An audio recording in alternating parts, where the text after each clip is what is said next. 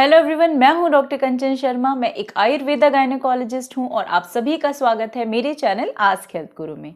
आज इस वीडियो में मैं आपको बताऊंगी आयुर्वेद के अकॉर्डिंग ऐसी 5 बातें बार्थोलिन सिस्ट के बारे में जो कि आपके लिए जानना बेहद ज़रूरी है और जो कि ज़्यादातर महिलाओं को नहीं पता होती, जिसके चलते क्योंकि ज्ञान का अभाव है, इसके बारे में जानकारी नहीं है, तो गलत सलत इलाज के चक्कर में पड़ जाते हैं। तो इस वीडियो को ध्यान से देखें क्योंकि इस वीडियो में मैं बताऊंगी बार्थोलिन सिस्ट से रिलेटेड ऐसी 5 बातें जो कि डेफिनेटली आपके लिए बहुत ज़्यादा मददगार साबित हो सकती हैं। बट उससे पहले चैनल को सब्सक्राइब करना मत भूलिएगा। फटाफट से हम ये वीडियो स्टार्ट करते हैं।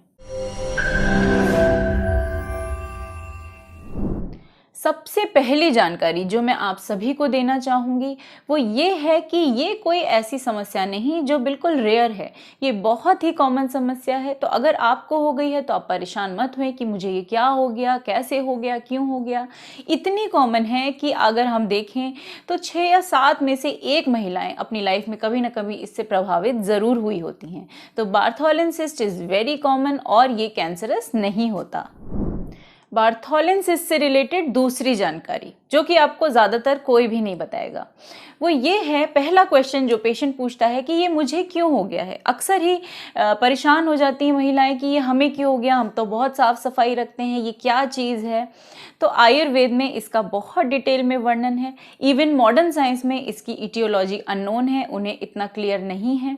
आयुर्वेद में इसे योनिकंद बोला है। योनिकंद के होने के कई कारण बताए हैं। पहला कारण बताया है अगर आप एक्सेसिव डे स्लीपिंग करते हैं या फिर एक्सेसिव एंगर इश्यूज़ हैं, एक्सेसिव इंटरकोर्स की हिस्ट्री है, एक्सेसिव एक्सरसाइज करते हैं आप, या कुछ एथलेटिक उसमें है, एक्सेसिव एक्सरसाइज कर रहे हैं आप, या फिर कोई आपको वहाँ पे इंजरी हुई है, नेल से हुई है, टीथ से हुई है, या आजकल देखें कुछ वैक्स आपने कराई है या और किसी वजह से वहाँ पे अगर कोई इंजरी हो गई है, तो ये सारे कारण आयुर्वेद में अच्छे से डिस्क्राइब्ड हैं। तो अब सेकेंड बात आपको क्लियर हो गया होगा कि आपको बार्थोलिन सिस्ट क्यों हुआ है। अगर कोई इन्फेक्शन की हिस्ट्री है या इन सब में से आप कुछ भी फॉलो कर रहे हैं, इवन विरुद्ध आहार विहार यानी आपकी डाइट अच्छी नहीं है, तो ये भी आयुर्वेद के हिसाब से एक बड़ा कारण है।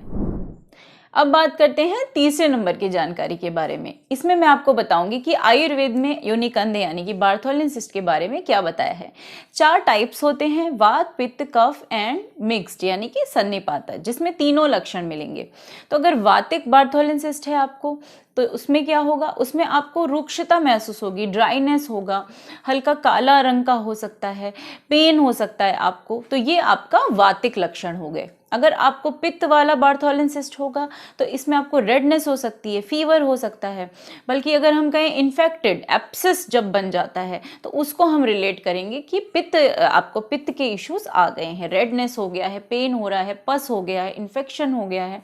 तो ये सारा हो गया आपका पैथिक।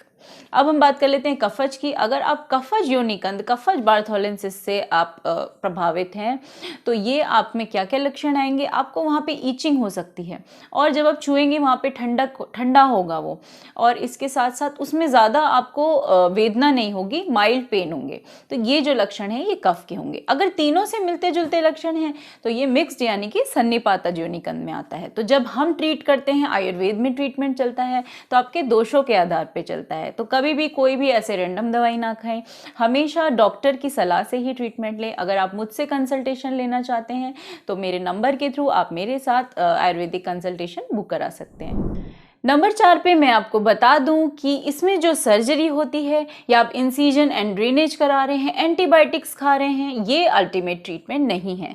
जो लोग बार्थोलिन सिस्ट से बहुत टाइम से परेशान हैं वो ये बात बहुत अच्छे से जानते हैं और बार बार सर्जरी करा के स्ट्रेस लेवल और बढ़ता है। एंटीबायोटिक्स खा खा के वो बाकी सिस्टम भी बॉडी का ख़राब कर लेते हैं, किसी को एसिडिटी हो जाती है, किसी को गैस हो जाती है। तो ये मैं बता दूं कि मार्जुपलाइजेशन जो कि इसकी सर्जरी है या फिर इंसिजन एंड ड्रेनेज या फिर और किसी किस्म की एंटीबायोटिक्स, ये इसका अल्टीमेट ट्रीटमेंट नहीं है। तो आप इसमें आयुर्वेदिक ट्रीटमेंट ही लें, क्योंकि सर्जरी बार बार करा के अगर वो चीज़ वापस आ रही है तो इस तरीके के ट्रीटमेंट का मेरे हिसाब से कोई खास इफेक्ट नहीं है। अगर बहुत इमरजेंसी कंडीशन होती है तो हम भी सर्जरी एडवाइस करते हैं, लेकिन अगर ऐसा नहीं है तो आप आयुर्वेदिक ट्रीटमेंट लें। Last but not the least, number 5। Yes, number 5 में मैं आपको बताने वाली हूँ कि आयुर्वेद में बहुत अच्छे मेडिसिन भी हैं इसके लिए। लेकिन वो आपके दोष एनालाइज करके हम देंगे। साथ ही इसके साथ ही कुछ प्रोसीजर्स हैं, जैसे कि योनि प्रक्षालन, योनि पीचू, जो कि बहुत हेल्पफुल है। योनि प्रक्षालन मैं अक्सर ही बताती हूँ पेशेंट्स को, या मैंने वीडियोस भी बनाए हैं कि त्रिफला वाटर से करें, वेजाइनल वॉश की तरह उसको यूज़ करें। या फिर मैंने बताया है योनि पीचू, यानी कि कॉटन की बॉल को मेडिकेटेड ऑयल में, नीम का ऑयल, करंज का ऑयल या फिर जात्यादि ऑयल, इनमें डिप करके वहाँ वजाइना में रखना होता है 15 से 20 मिनट।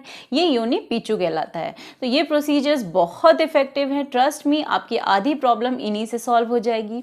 और सिट्स बाथ, कई पेशेंट सिट्स बाथ नहीं ले रहे होते, कोई भी क्रीम लगा रहे होते हैं ये वो, लेकिन सिट्स बाथ नहीं लेते। सिट्स बाथ बहुत ज़्यादा इफेक्टिव है। सिट्स बाथ आप लें स्फटिक भस्म या फिर एलम या फिर फिटकरी, इनमें से आप किसी से भी सिट्स बाथ लें। एलम या फिटकरी या स्फटिक भस्म, इनमें नेचुरल एस्टिंजेंट का गुण होता है, तो संधान कर्म करता है, कषाय होता है, तो बहुत अच्छा रिपेयर करता है। तो सिट्स बाथ भी उतनी ही ज़रूरी है। साथ ही ये सारे प्रोसीजर्स ये भी आप फॉलो कर सकते हैं। तो बार्थोलिन सिस्ट से रिलेटेड मैंने आज आपको काफ़ी जानकारी देने की कोशिश की। आई होप आपको ये वीडियो अच्छा लगा हो। आप कुछ भी पूछना चाहते हैं कमेंट सेक्शन में पूछ सकते हैं। वीडियो को लाइक करिए, वीडियो को शेयर करें, चैनल को सब्सक्राइब करें। वीडियो देखने के लिए थैंक यू।